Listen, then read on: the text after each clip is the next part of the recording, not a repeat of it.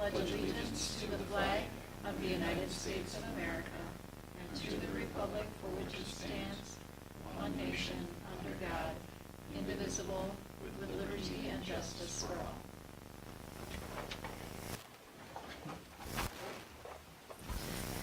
Next, we'll do roll call of board members. We'll start with Director Zempel, Matt Zempel. Sharon Rupp, Jeremy LeBlanc. Linda Lacey. Next item is approval of the agenda. I have no changes. Is there a motion to approve tonight's agenda? Motion to approve the agenda by Zempel. There's a motion. Is there a second? Second by LeBlanc. There's a motion and a second. Any discussion? Hearing none. All those in favor say aye. Aye. Opposed, no. Motion carries. Next item is reading of the Wyoming mission statement will be done by Director Zempel.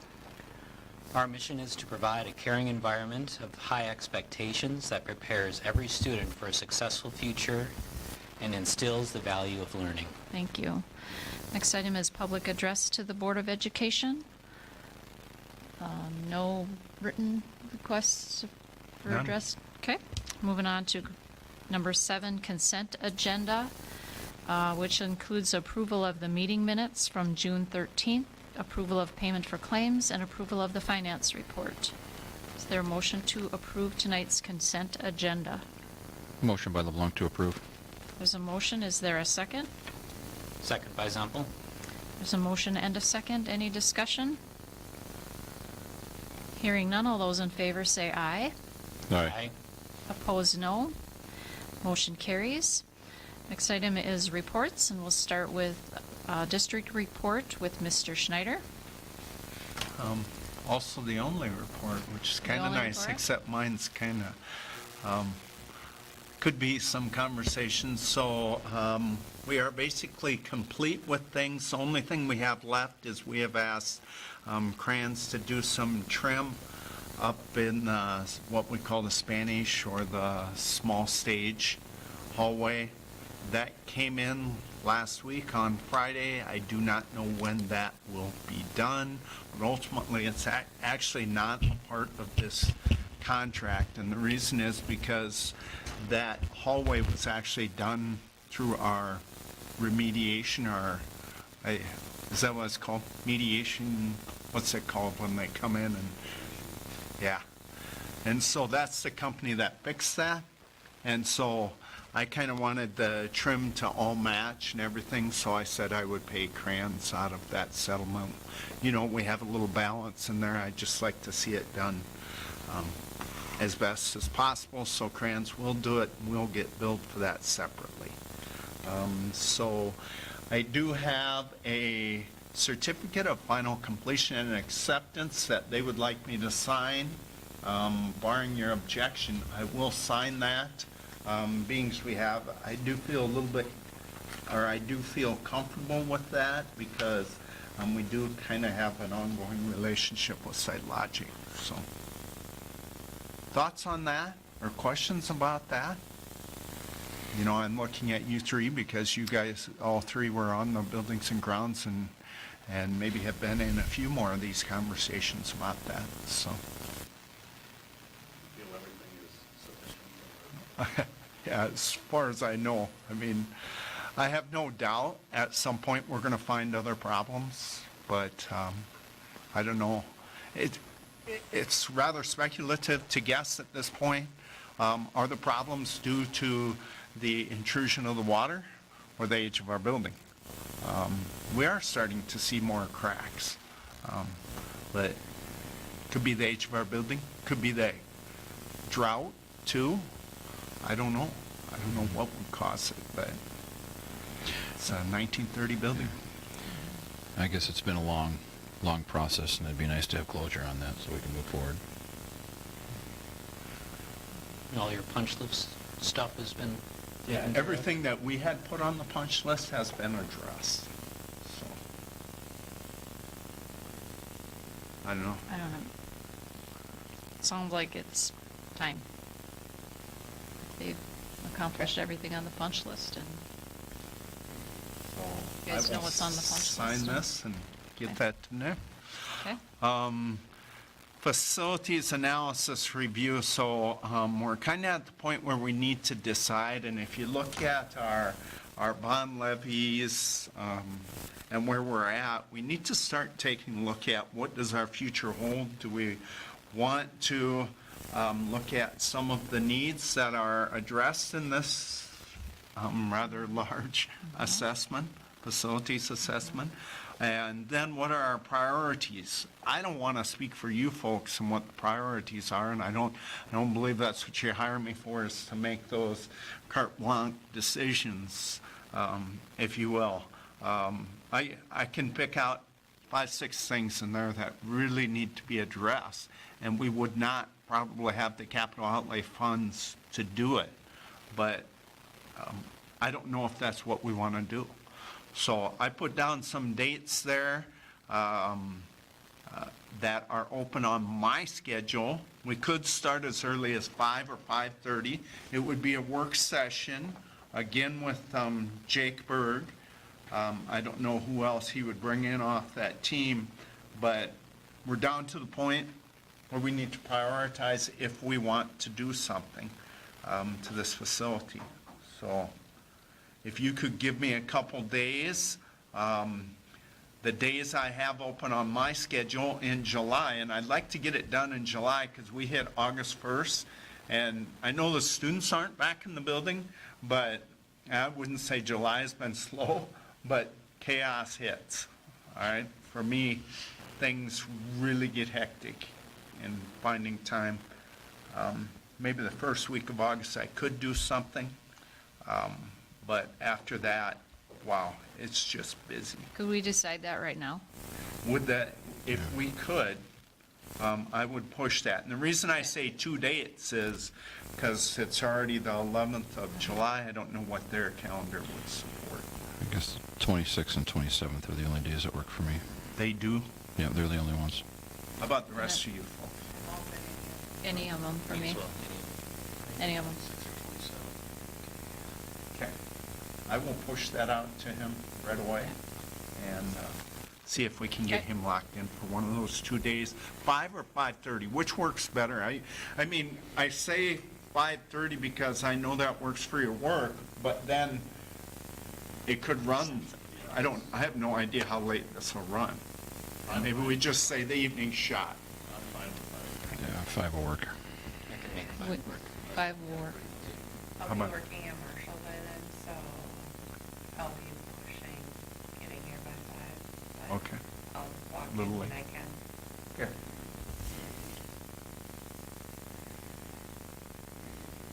So it would just be the board members, myself, that are required to attend or asked to attend. I can't require a board member to attend, but we'll see who else does attend. But we have to get it posted as a work It's session. a work session. ESER 3 application revisions, so I shouldn't have left revision in there, that's what it was last month. We did get approval for our FIN 160, that's a larger portion of that, so that's, what is that, about 900,000, 8 something? So that was approved, our budget we put in there so far, so we'll start spending on that. Really, we do have a couple things we're addressing, but just so you know, we are trying to address our deficit spending through some of this too. That's not the sole goal. We want to make sure we come out of this a little bit stronger than when we started it, not just financially, but academically too. No doubt we're not going to be able to probably offset all of our deficit spending. I believe in a weekly update I gave you information on our bond levies. There's a link there. I also added a link, so I had Baker Tilly, and it's Lori Voles and I forget who our other financial planner is, because Kelly Smith has retired, and so she's pretty experienced. I think she was a business manager at Boston Public Schools before 2 years ago, so she's pretty good at this. I'm pretty confident she knows knows her stuff. Anyway, I asked her to pull a comparison of what we're paying for operating referendum costs, when I say our taxpayers are paying. And so that gives you an idea of where we compare. Tried to pick some similar sized districts from what I knew of both in this position and my position down in Blue Earth area. So tried to pick some with similar demographics. So obviously, you know, a Marshall wouldn't be fair comparison. I was very surprised by some of those that have zero operating. I don't think it'll stay that way, but we'll see. Questions about bond levies? Other information? How much discussion have you had at the Finance Committee about the bond so far, bond levies? We really we talked about it a little bit this past year, right? But not as much as we did at the end of the year that you were on. Okay. So, about the continuity, but we're still, the timeline for operating levy still works, that if we go out next year, 23, we could we could have an extra year cushion if we think it might not pass. But then the following year would be drop dead, otherwise it comes off. So the levy of 24, it's the last opportunity we would have for, to level it out.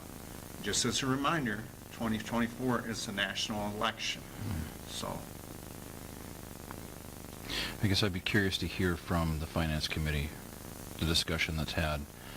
I know we're looking at possible, you know, needs or repairs, changes to the buildings as necessary, but given the current inflation that's going on, how is that affecting our budget, and are we putting the cart in front of the horse to assume that we can afford building changes when we may just need money to keep the lights and staff going? Those are two separate levies, right? The operating Yeah, they are, versus the but I think he's talking the overall. overall Yeah. cost for the Yeah. taxpayer. Right. So I'm assuming, I don't want to put words in your mouth, which we've discussed before, is it a trade-off? Mhm. Do we say, hey, we need a little bit more operating, but we'll let this one fall off as a result to keep our costs relatively level to our taxpayer, right? Yeah, I don't know if that's going to be 100% realistic. I mean, No, it isn't. we may need to go up. We need to make more money somewhere, or we're going to be making cuts and changes that are going to get extremely painful.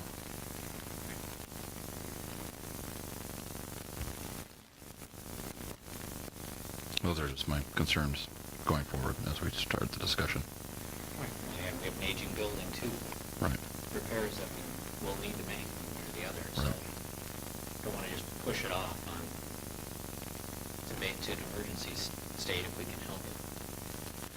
Yeah, if we can plan, you know, that's the whole point of this, so we know what could be the end of life for the building.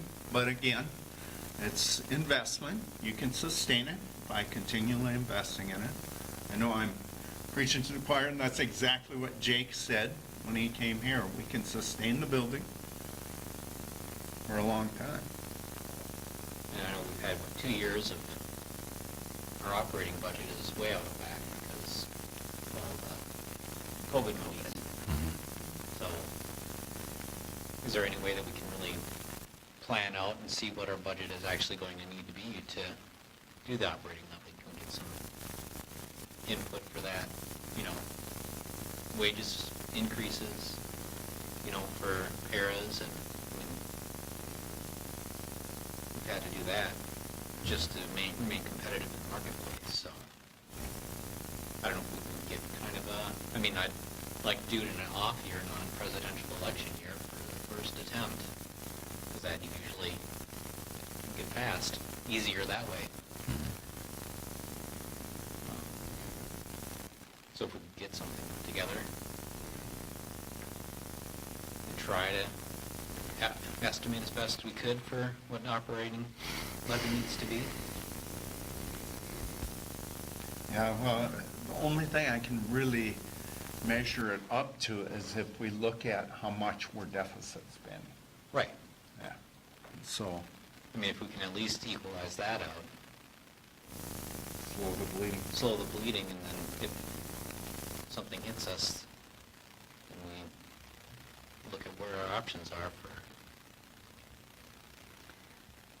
Yeah, well, I know from, discussions at Finance Committee, we can't go lower. We can't levy lower. No. Right. So what you're thinking, how much higher do we go, if higher? Well, and then there's a maximum. Right, and where do we go higher? Where would we put it? I mean, when we go out to the taxpayer. And will we have a better idea once we meet with Site Logic?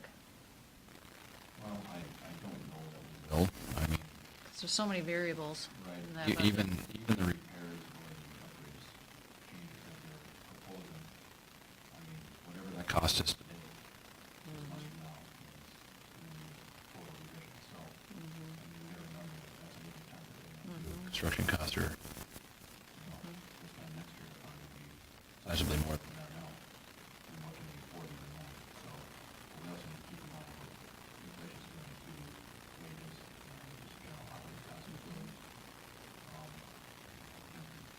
And to remain competitive in those areas for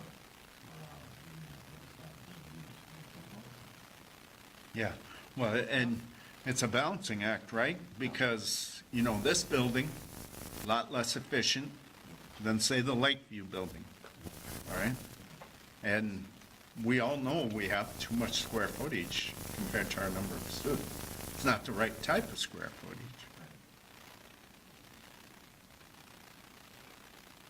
Yeah. Balancing act, yeah.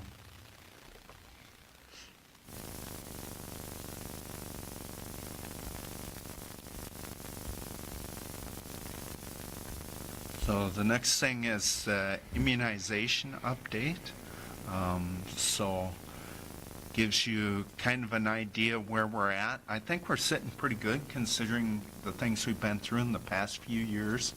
This is just some stuff that Cassie has shared with me. I wanted an update to see where we were at because I think this is an area that we need to continue to address, is immunization. And part of this came as a result of being able to have that second nurse on hand this year too, as to free, because we were still dealing with a lot of COVID stuff. Next month, I will bring forward our e-learning plan. At this point, there will be only 5 e-learning days available to us. We go back to that system. This year, we were kind of waived out of that. Because of the emergency orders that were in place. So we'll go back to that. I'll give you a formal plan. I'm not anticipating a big difference from what it was last year, but we'll discuss that in August. Food service, so this is a little bit of a moving target, and so we'll talk about this also when we talk about meal prices.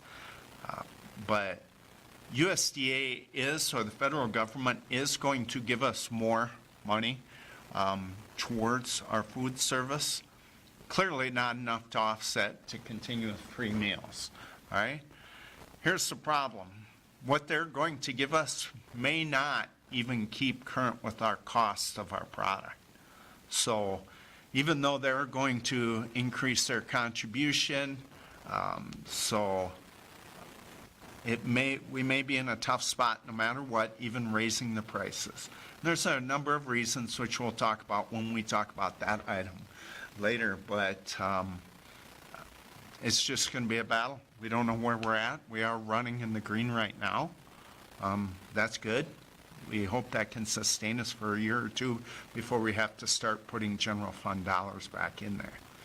Couple things, just a reminder, that is our meal charging policy. That will continue to be our policy unless we change it. We are going to look at a la carte items. So things that are healthy. If you can see, you probably have seen those baked chips and stuff like that. That will be sold. We're going to look at rolling that out to our students. Of course, that's a cash basis based upon this meal charging policy.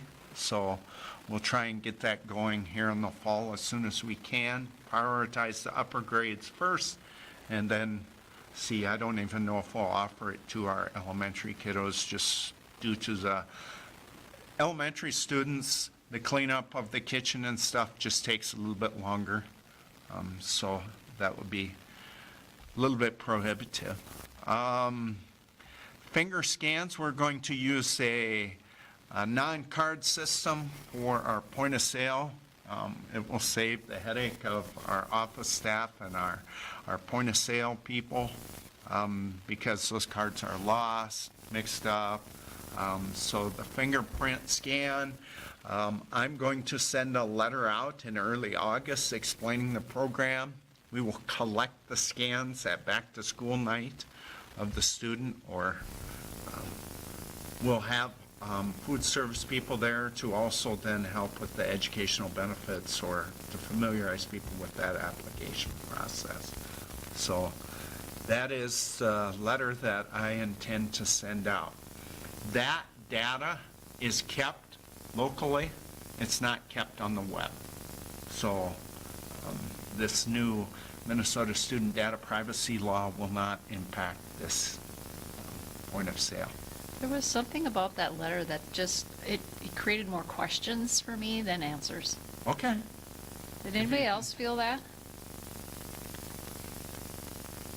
Like, what does that mean, that things are kept locally rather than out? Yeah, it's And not so- cloud-based, web-based, it's on our server. Yeah, I don't know, it just, I mean, to be stored here, so on site in Yeah. a computer. yeah. I mean, I understand that, but it's like, what does this mean? I don't know, it's just worded strange or something. I don't And know. I can't look at it right now, for some reason I can't put the link, so. So I didn't I give think it access. maybe put, yeah, I read it last night, but now I can't get to it. I don't know, maybe it's just me, but it just, yeah. It made me put, it was all right?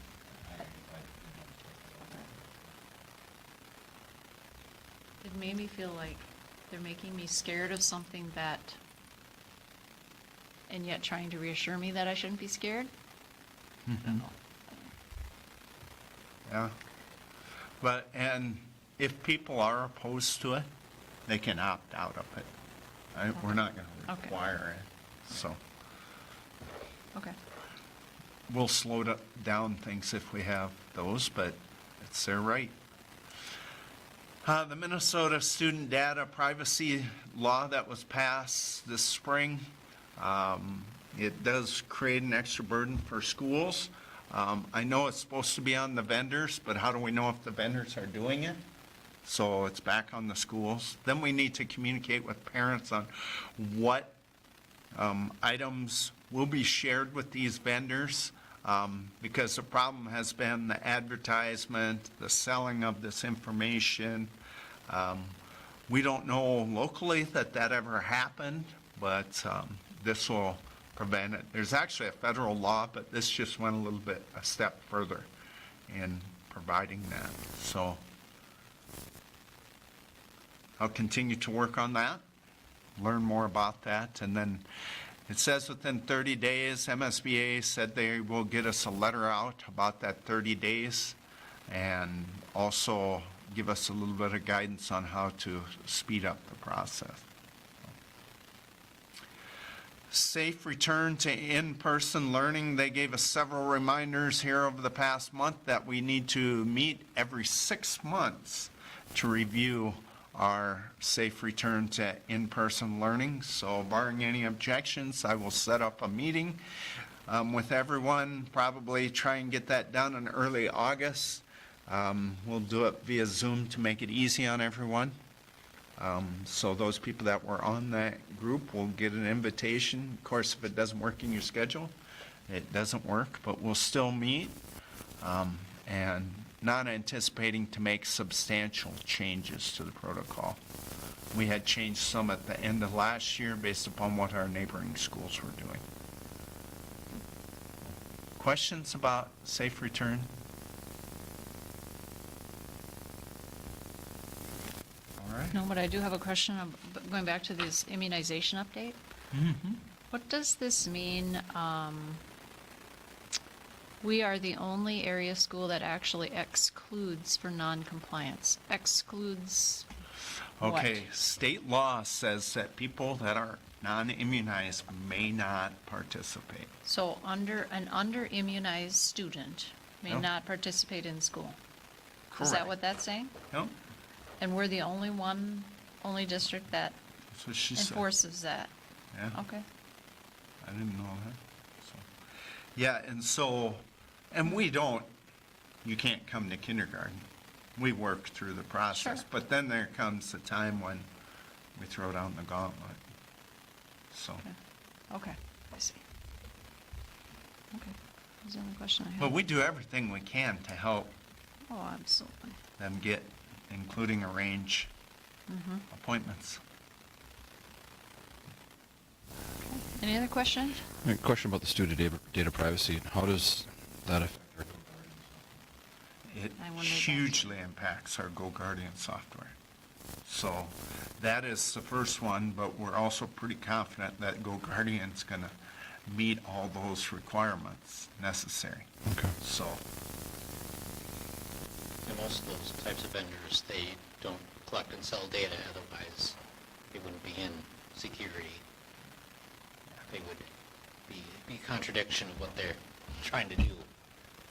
So, one That's thing true. that we'll Yeah. have a discussion with our staff about too that use Go Guardian is you still have to have a legitimate educational purpose in monitoring that. So somebody's kid at home shouldn't have to worry about Go Guardian. Our filters should still work, Okay. but it's really impacting right now. That's our interpretation, or that's MSBA's interpretation. So that's even if it's on a district-owned device, it still applies? You can't directly monitor. You have to have, just like for me to search a locker, Yep. I have to have reasonable suspicion. Okay. Not probable cause, reasonable suspicion. Reasonable suspicion means I kind of think it happened. Probable cause means I saw something. Right. Now, like police are probable cause or reasonable suspicion. Okay. It makes me wonder if we have to update a policy, but I'm sure MSBA will be on top of that too. get some guidance from them, I'm sure. Yeah, Okay. sure does. Well, Okay. Okay. Any other questions for Mr. Schneider? fantastic questions. Next item, board committee reports. Were there any board Not that I'm aware of. committees since last meeting? Okay, no. So then we'll move on to new business and personnel items. Leave requests and resignations. Our first one is to approve leave of absent request for our elementary teacher Larissa Kockelman. Is there a motion to approve? Motion to approve by sample? There's a motion. Is there a second? There's a motion and a second. Any discussion? Hearing none, all those in favor say aye. Aye. Opposed, no. Motion carries. Next item is accept resignation for junior high football coach John McCosh. Is there a motion to approve? There's a motion. Is there a second? Second by sample? There's a motion and a second. Any discussion? Hearing none, all those in favor say aye. Aye. Opposed, no. Motion carries. And we wish to thank John McCosh for his years as junior high football coach. It's much appreciated for taking care of the students. Our new hires, approval of employment. Can I do all these at once? What's All that? the new hires? Can I do all these at once? Yeah, you sure Okay. can. Okay. New hires, approval of employment for middle school, high school principal Jana Anderson, approval of employment long-term substitute elementary teacher Julie Nicias, and approval of reassignment for part-time Hispanic liaison Melissa Jimenez. Is there a motion to approve? I'll make that motion.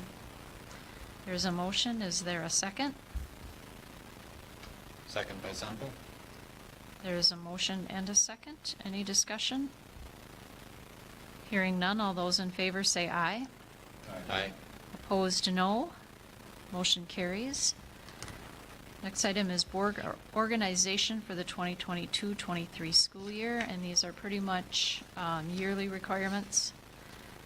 Can we do this number 2 all as one? I believe so. Okay. So our board organization includes to authorize facsimile use of board signatures, designate school depository, designate official publication site, designate official newspaper, designate school attorney, set board and committee meeting dates for the 2022-23 school year, and I'm going to stop there. We'll do that next one separate. Yep, makes Okay. sense. So the school depository, do we have that written somewhere? On board book? It is F&M Bank of Clarkfield for payroll, Citizens Alliance Bank for board account and administrative account, and for electronic fund transfers to allow payroll direct deposit services, and then just go to school district liquid asset fund for both receiving state aid and levy revenue and receiving credit card deposit. Okay, and our official publication site is www.isd2190.org. Our official newspaper is the Advocate Tribune, since it is the only newspaper serving the Wyoming community. School attorney will be Trevor Helmers from Rupp Anderson Squires in Walsburger, PA, and Spencer Quam from Holstrom and Quam. And then our board committee dates are set. Yeah, did I not attach that? Yeah. It's on the calendar.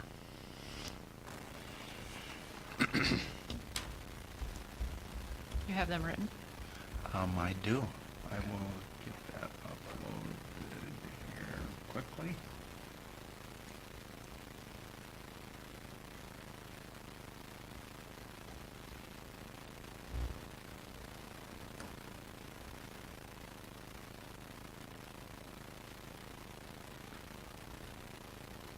I add that to board book. Do they have to refresh or anything? Any idea? You might have to just hit a refresh page on the side here.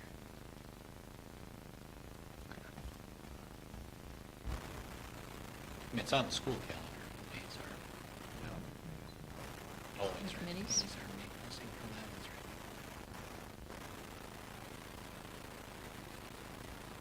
There we go. We'll see how bad I mess it up when I do this.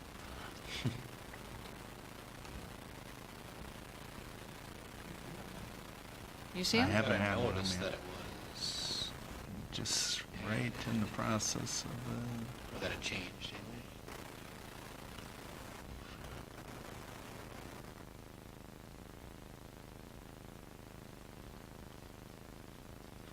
do have the school calendar on there, right? Yes. Mhm.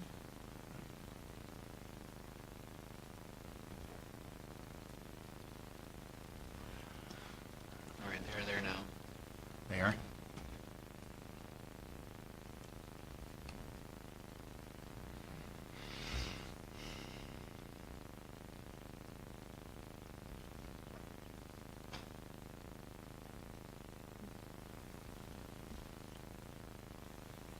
Where did you add them? On this calendar? Yeah. It's no. a separate attachment. You might have to hit the Oh. refresh on your browser there to pull in. Okay. Thank you for that. Tried I to just- use, for the most part, corresponding dates, Oh. for the most part. Okay, I just wanted them out there and have them in front of us before I make a motion. Ask for a motion, so thank you. So is there a motion to approve those 6 items? Motion to approve items 9.2.1 through 9.2.6 by Zemp. So motion to approve, is there a second? I'll second. There's a motion and a second. Any discussion?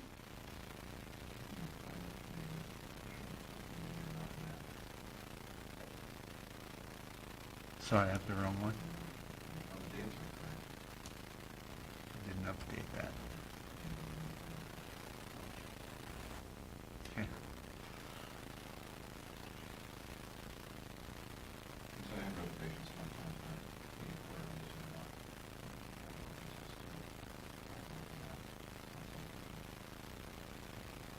You're right, I do have the finance committee wrong. For what? I just, different balances and other stuff going on. Policy. 13, 14, 15 policies and then let's say finance and then on it. All finance.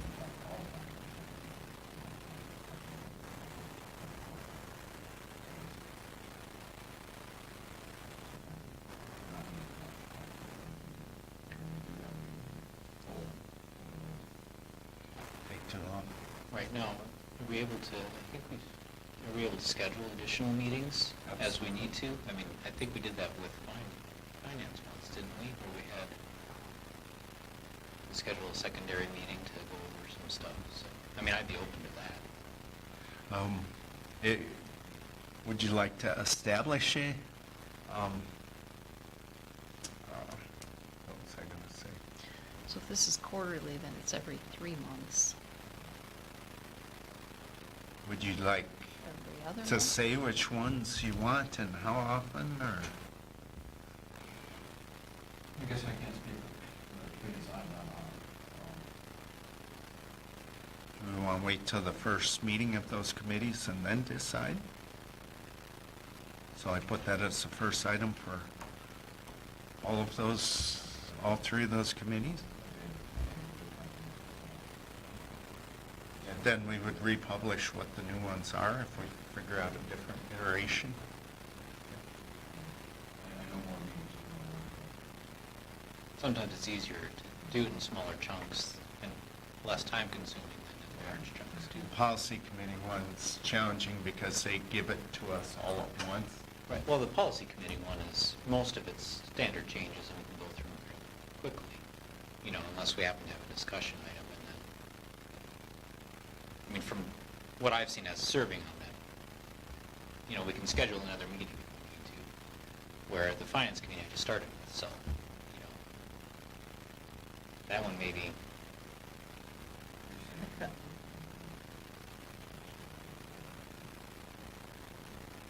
Yeah, and buildings and grounds and finance negotiations are probably a little more hot button topics or things that need to be addressed sooner than policy.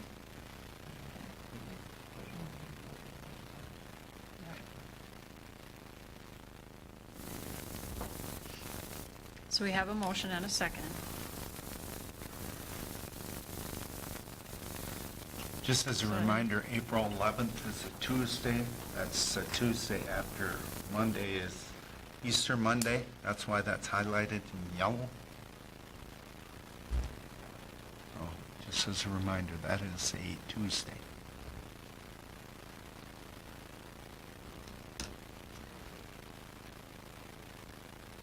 So we'll set those board and committee meeting dates, especially the committee meeting dates. The board meetings, those can be kind of set, but the committee meeting dates, since we have a motion and a second, go with those and then review it at the time of those meetings. How's that sound? Okay. Do we need to amend the motion or not? If we're still approving We're the approving what's it written? as is. and Committees, I think, we can just adjust after the meeting. Okay. So there's a motion and a second. Any other discussion or clarification or questions? Okay, hearing none, all those in favor say aye. Aye. Opposed, no. Motion carries. Next item is to adopt a resolution to hold meetings and conduct school business on Columbus Day, which is October 10th of 2022. Since this is a resolution, we will do roll call vote, but first I need a motion to approve that, to hold the meetings and conduct school business on Columbus Day. We normally do have school. I'll make that motion. There's a motion. Is there a second? I'll second that. There's a motion and a second. Any discussion? Hearing none, we'll do roll call vote. Start with Director Zempel. Matt Semple, yes. Sharon Rupp, yes.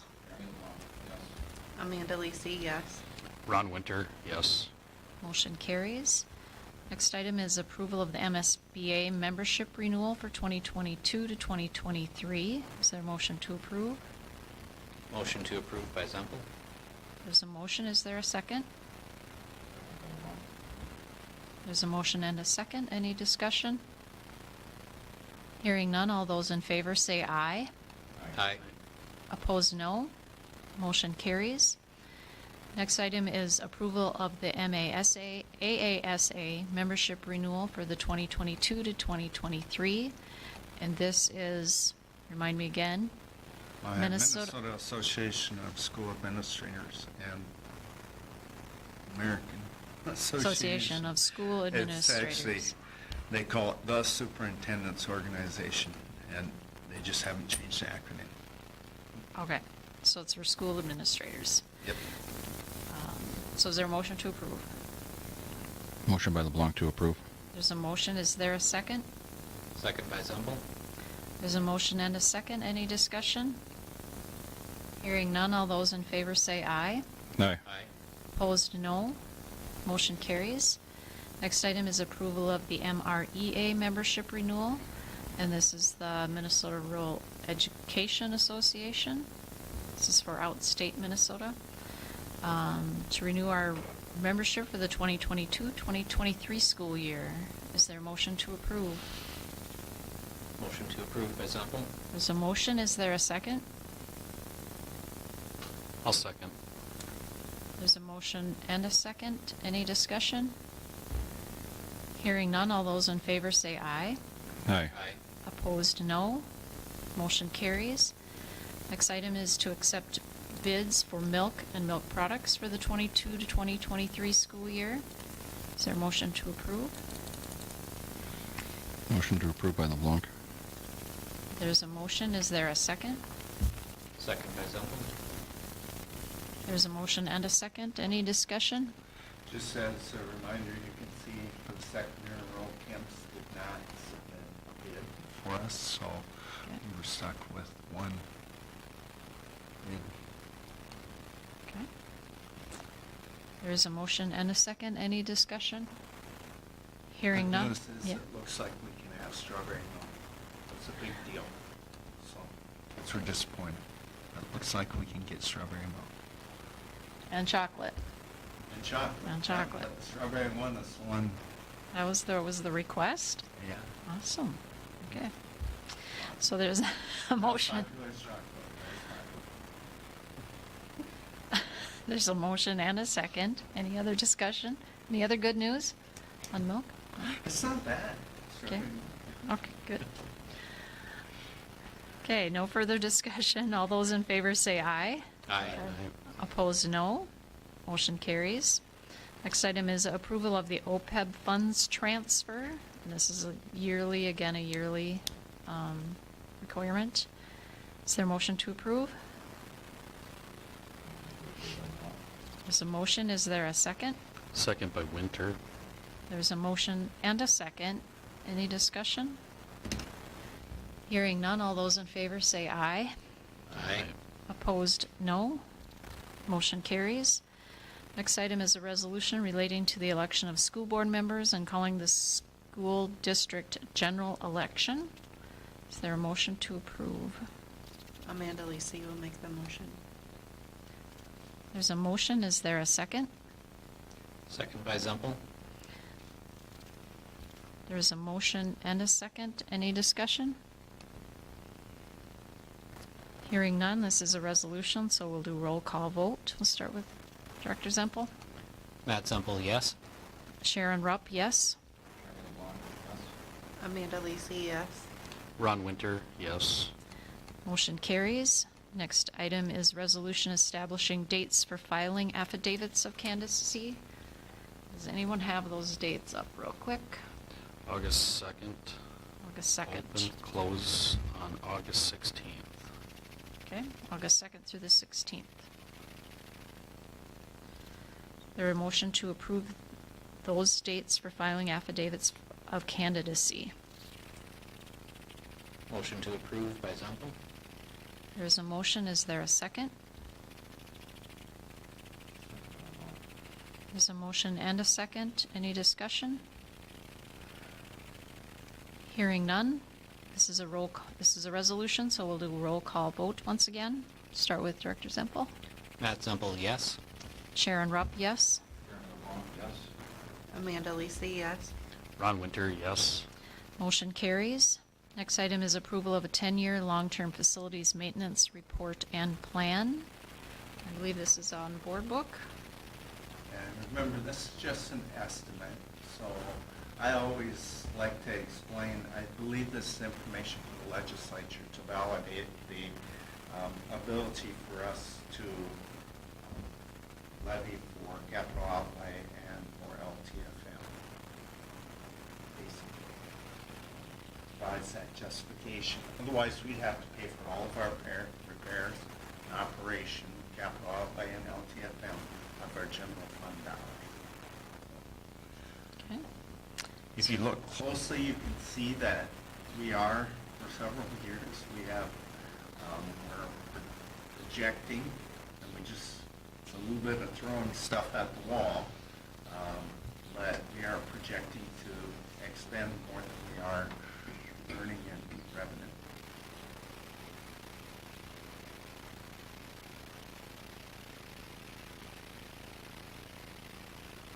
Okay, is there a motion to approve the 10-year long-term facilities maintenance report and plan?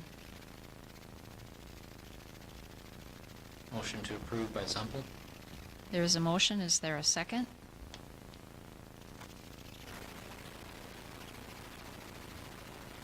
Second by Lisi. There's a motion and a second. Any discussion?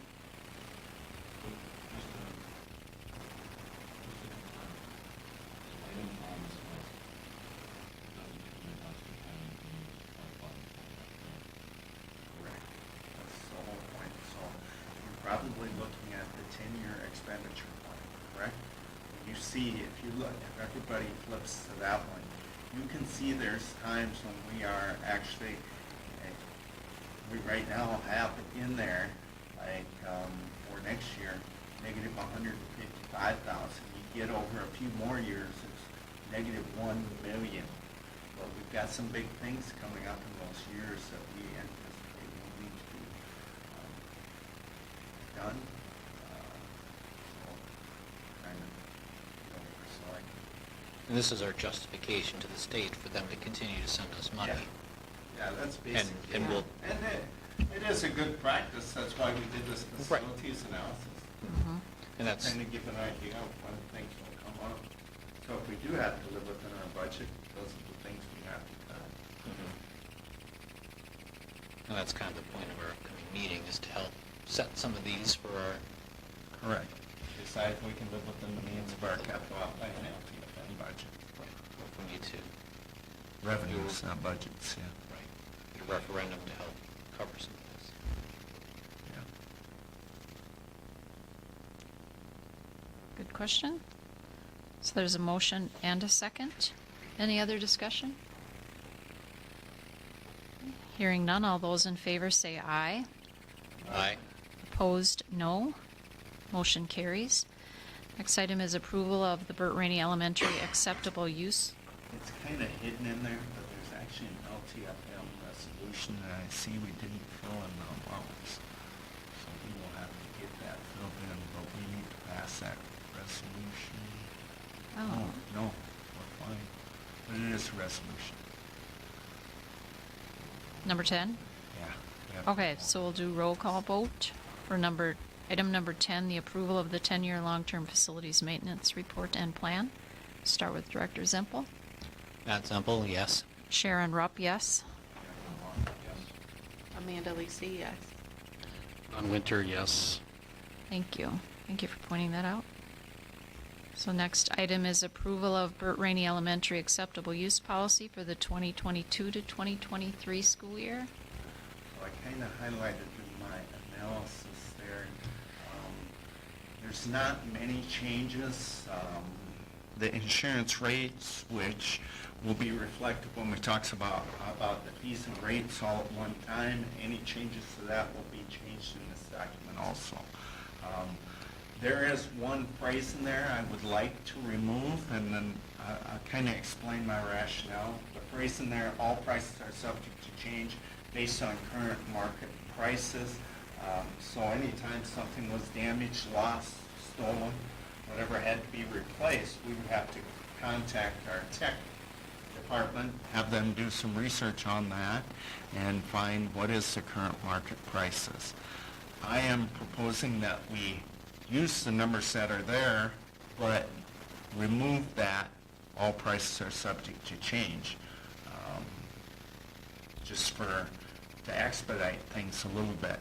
I realize there's times when things could cost us a little bit more than what's there, which is not likely. The cost of technology seems to be dropping, at least what we're using for technology. But just think that could make it more transparent to our parents.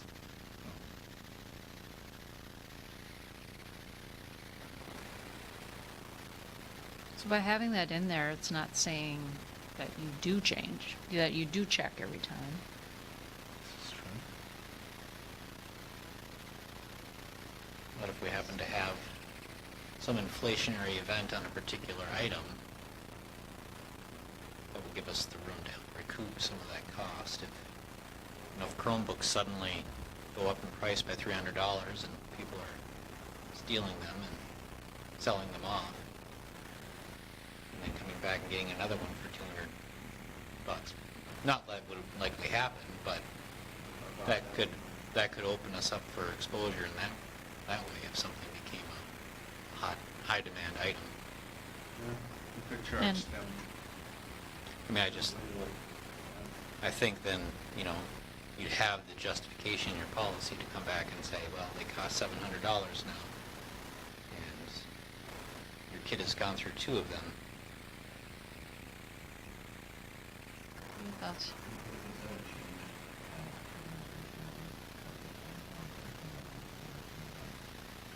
I don't think we could come back to board because it could change that quickly. The price of a charger of a device that's maybe obsolete, or third year Chromebook, and then that charger could drop in price substantially. So how would we make that more transparent?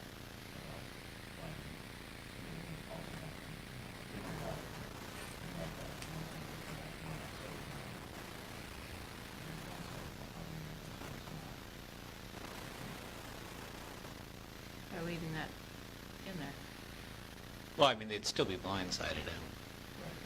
No way to make it transparent, no. But, I mean, we'd still have the discretion of the school could make a decision to only charge $300 for the policy, and we eat the other $400 in one way or the other. Right? I mean, this doesn't limit our requirement to charge the higher price. We don't have to charge the higher price. I mean, if we did see something like that, could we amend the policy use handbook at that time if there was some Well, then you would probably want us to monitor that price. Well, I'm just saying, if it suddenly lost one and you found the cost to replace is now $700, you'd have to notify us that way too. If we set it as only charging them $300 in our budget, if we're losing lap Chromebooks or whatever, $700 a piece, that's going to impact our budget. Has it been a big issue? I don't think it's, either way, it would be a huge issue. When I say Well, I a think big it's some- issue, Yeah, if somebody goes to the second one, I think it's something you have to look at. I mean, if somebody loses a $300 Chromebook, ruins it, whatever, and costs it went up to $700, we probably have a lot of issues going on there anyhow, so. they Not too generally likely. speaking, in that situation, aren't gonna pay, Right. even if it's $300. Right. Much less $700. Does it hurt to have it in there, have that statement in there? You could still go by what's published, the price is what's published. I just think it gives you a little bit more leeway. I mean, and if prices go down.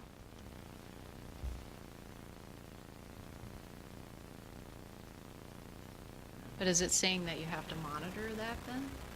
The price of everything every time? Well, that's I what mean, I I'm get- saying, I would do it annually. Yeah. So Yep, this gives me yep. an opportunity to update it annually. Right now, that's what it's set as for this year. Mhm.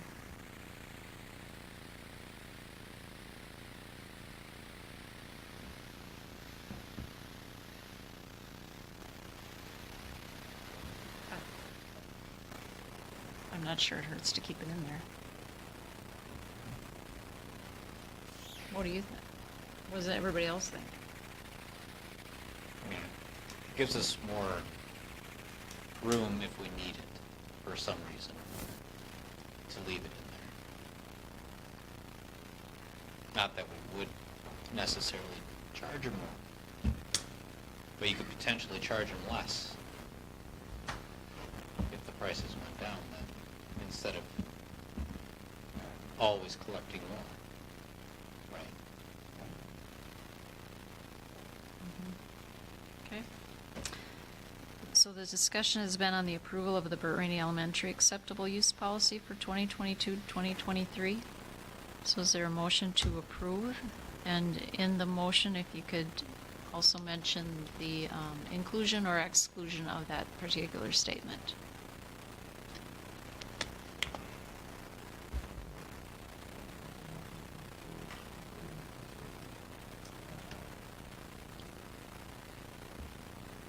Okay, Second by Zempel. There's a motion and a second. Any other discussion? Hearing none, all those in favor say aye. Aye. Opposed, no. Motion carries. Next item is approval of the YME Middle School, High School acceptable use policy for the 2022 to 2023 school year. Basically, it's the same. Same thing. areas highlighted. Okay. So is there a motion to approve the YME Middle School, High School acceptable use policy?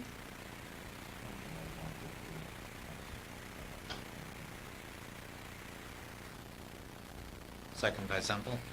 There's a motion and a second. Any discussion? Hearing none, all those in favor say aye. Aye. Opposed, no. Motion carries. Next item is recognition of donations received for the 2021 to 2022 school year.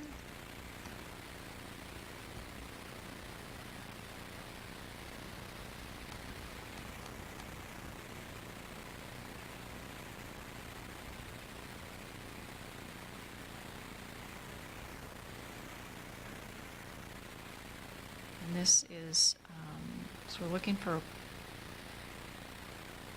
a motion to recognize these donations and those particular donors received during the 2021-2022 school year. Amanda Lisi will make that motion.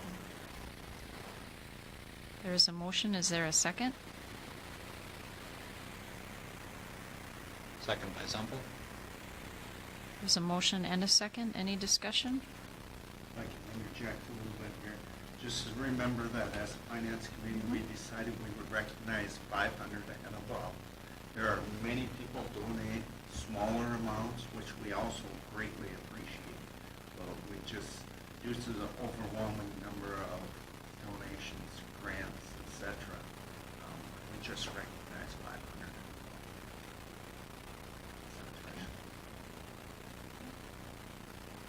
Okay, there's a motion and a second. Any other discussion? Hearing none, all those in favor say aye. Aye. Opposed, no. Motion carries. And I've always said we have a very generous community in our district. So thank you from the board to all of those donors. Next item is approval of the Wyoming Administrators Agreement for the 2021-2023 school year, or contract. Is there a motion to approve?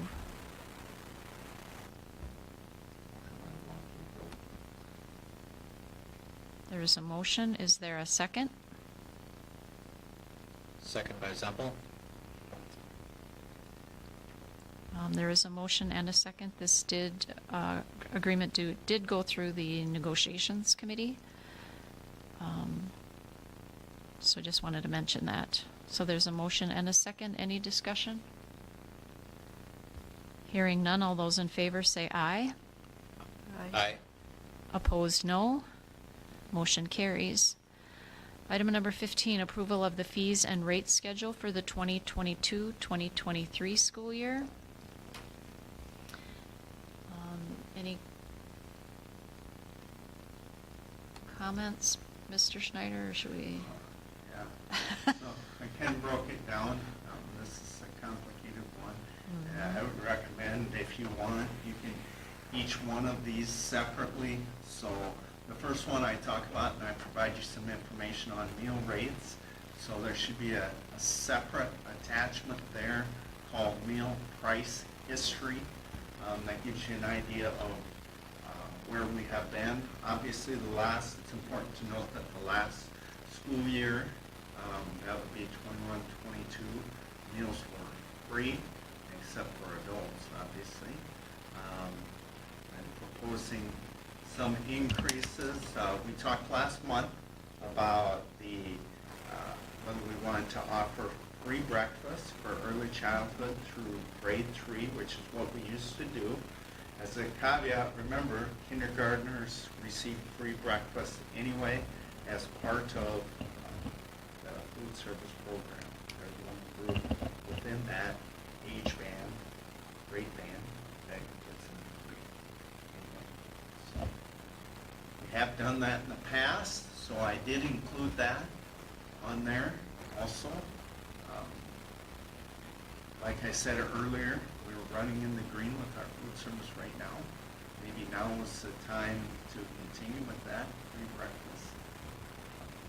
So, on one reservation that I talked about, which has nothing to do with the cost, is we do tend to throw a little bit more food away in that kindergarten group, which could be for a variety of reasons, including maybe they've eaten before they come to school.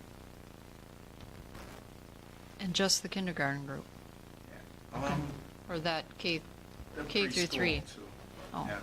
The K through 3, so we're, right now, preschool and kindergarten have breakfast embedded in their day. That's the first thing they do. They come in, off the bus, put their stuff away, everybody's out of the lunchroom, and then we bring preschool and kindergarten over to the lunchroom for breakfast. So it costs us about 30 minutes of instructional time on time. So that's embedded in their day. First grade, second grade, and third grade, they will have to come over on their own. And the only solution to that is to have a grab-and-go breakfast, which that causes problems too. So it would return back to, everything would be the same. Our kindergartners used to, 2 years ago, the last time they weren't free, they used to have to come over in the morning, and they usually came over with an older sibling or a friend, if they ate breakfast at all. I really don't think that first, second, and third grade will get every kid to take records, Sure. because they didn't this last year. Sure. So many of them don't.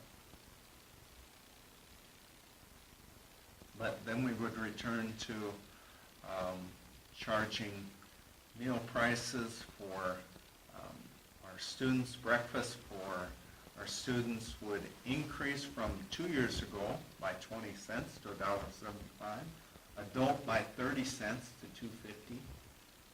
Lunch for students in kindergarten through grade 5 would be $2.90, which is an increase of 15 cents. And students is for grades, all of the students, I guess, see a 15-cent increase in their meal prices. But for grades K through 5 would be $2.90, grades 6 through 8 would be $3, and grades 9 through 12 would be $3.10. Adults would increase by 30 cents to $4.25 for lunch. Still a pretty good deal in my mind. And milk price will go from 40 cents to 50 cents. That's what I'm proposing.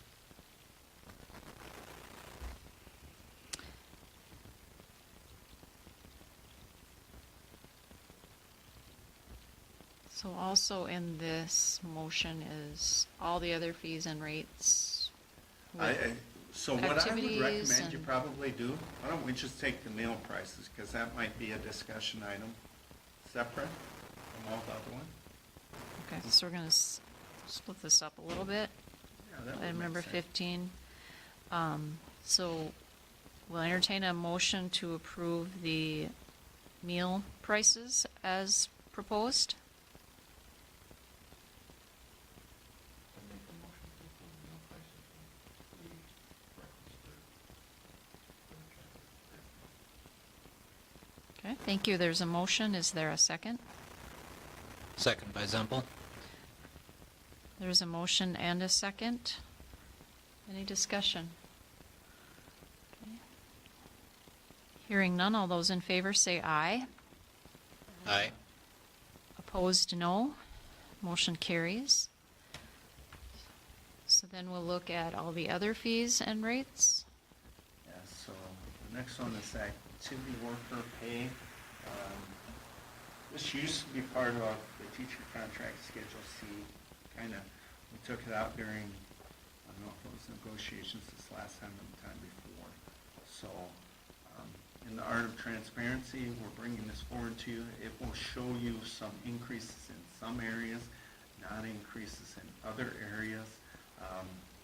Tim went through and kind of based it upon the number of hours. To be quite honest with you, what minimum wage is based upon the number of hours that they are. So, for example, musical going from 20 to 25, football ticket taker from 25 to 30. So, some incremental changes according to the duties and responsibilities of those positions and his ability to fill them.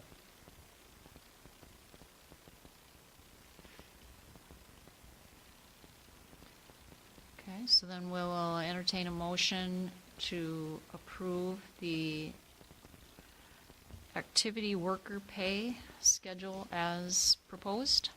You can see there's one new one, I think only one new one, that's shot clock.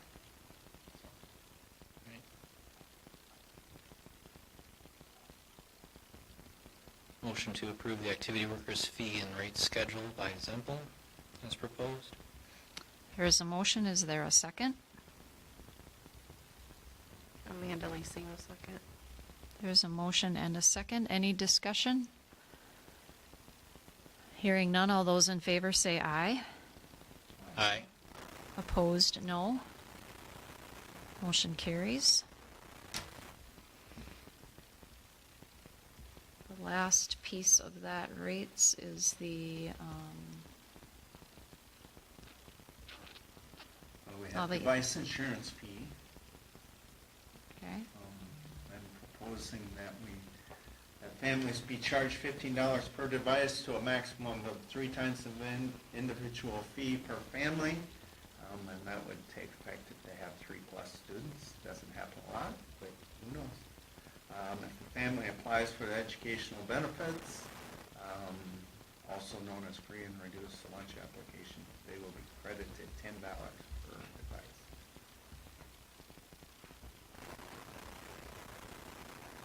So up to $30 then for 3 students, so it'd be $5 each student then, right?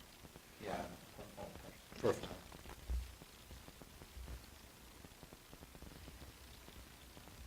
Hard to kind of spell that out in there, so that's the spirit of that.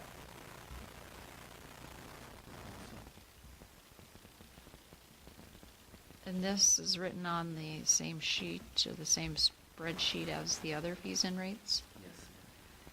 Could we do all of those as one? Sure. So all the other, the activity fees for athletic activities, the non-athletic activity fees, gate fees, activity passes,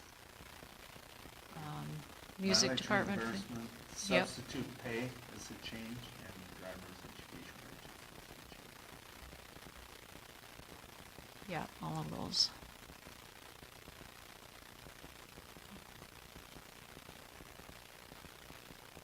All of those that weren't addressed in the other two. Okay, so is there a motion to approve all the remaining fees and rates for the 2022-2023 school year as proposed?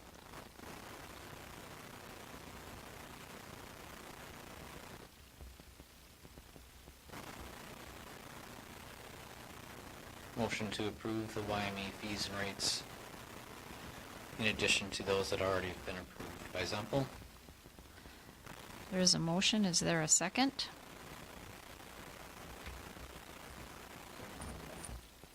There's a motion and a second. Any other discussion? Hearing none, all those in favor say aye. Aye. Opposed, no. Motion carries. Does that account for all of them? Okay, great. Next item is approval of transfer of unexpected 2021 to 2020, unexpended 2021 to 2022 Q-Comp funds to the 2022-2023 Q-Comp exemplary grants. And this has been past practice to this. Okay, so is there a motion to approve?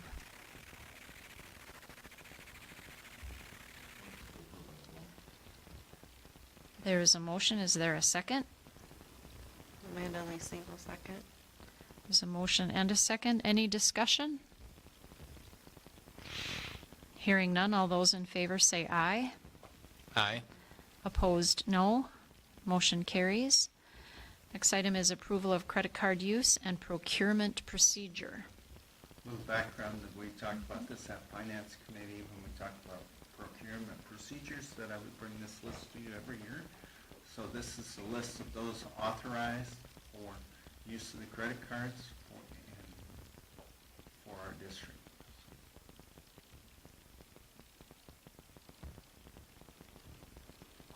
And they've got your authorized users listed at the bottom there, right? Yep. So a motion to approve the credit card use and procurement procedure by Zempel. Thank you. There's a motion. Is there a second? Second by Winter. There's a motion and a second. Any discussion? Hearing none, all those in favor say aye. Aye. Opposed, no. Motion carries. Item number 10 are policy updates. The YME Student Memorials Policy is ready for second reading and adoption. So is there a motion to approve the YME Student Memorials Policy?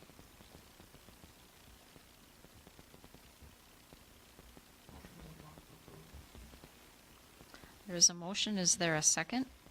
Second by Winter. There's a motion and a second. Any discussion?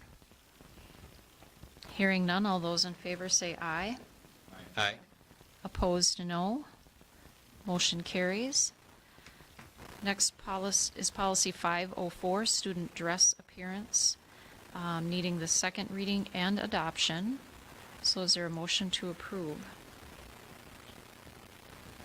Motion to approve policy 504 by Msba.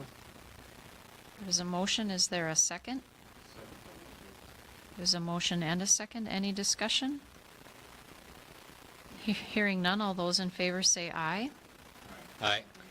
Opposed, no. Motion carries. On to our discussion items, the Clarkfield Pool update. This might take some discussion. We've talked about this a little bit before, but just as a reminder, we levy for the operating costs of the Clarkfield pool. If you recall, last year at this time, or no, a little bit over a year ago, last spring, they discovered that there was some problems. The deck on the pool was compromised, and they needed to do some substantial repair. At that time, when they did an assessment of the pool, at that time, a little over a year ago, they thought the life expectancy would be about 2 to 5 years. Well, we're 1 year into that at least. I think we need to, they want to know, they would like to know where the board stands in terms of if we would allow them to build a new pool. Well, I don't believe that we would have the authority to levy those taxpayers for that cost, in my estimation, because I don't believe you can bond against that levy. I just don't think that's the purpose of bonding. So somebody's going to have to come up with the cost of replacement, which I don't know. Use $1 million for just a big fat hairy number for replacing a pool. I don't know if you could buy that cheap, but then that would be passed on to taxpayers. And who's going to float that money until that's all paid off? So they would like to know our intent. With your authorization, I would get a letter from our attorney explaining that, where we stand on that, with that in mind, if you're not in favor of us authorizing them to do that. So just for clarification for me. So the Clarkfield City Administrator wants a letter from Wyoming School saying that we will not pass on a replacement cost to the former Clarkfield School. He doesn't want us to say we will not. He wants to know what our intent is.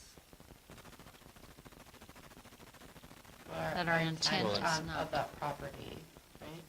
What's that? Our intent of that property. It's not our property. We can only levy for the operating costs of it. So we're very limited in our scope to levy.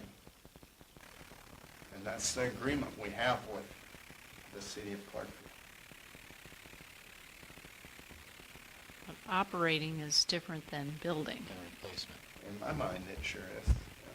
Do we even have the authority That would probably To- be one of the arguments say- our attorney would put in this drafted letter for to us. say that even if you wanted to build, I don't know that we would have the authority to levy that?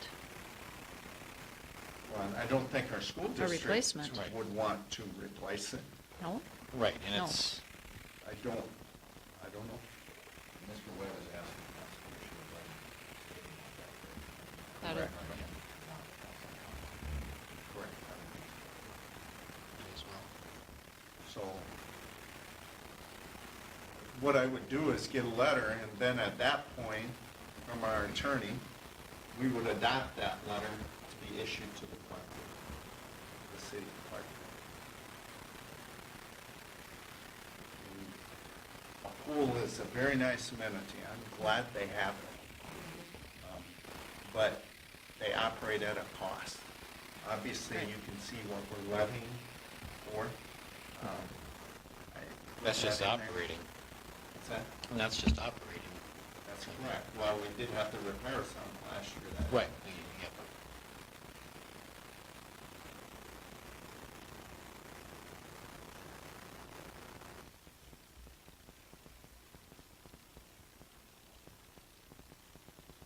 think any of us want to see anything negative happen to Clarkfield. I don't think that's, but we also can't float it at the expense of the rest of the.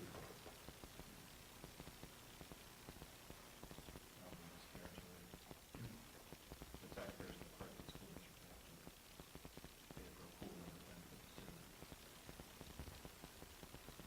Well, can we levy that cost of the new pool against just that district? I mean, it no longer exists, it's merged together now into one, so that would go across all communities in our district. And you can't build a pool for every community in our district, so we have buildings to maintain as well. I would be With Trevor, Yeah, I would support that as well. and then if there's a change of heart at that time, No different. This is just a discussion, so. That sounds perfect. So no correspondence.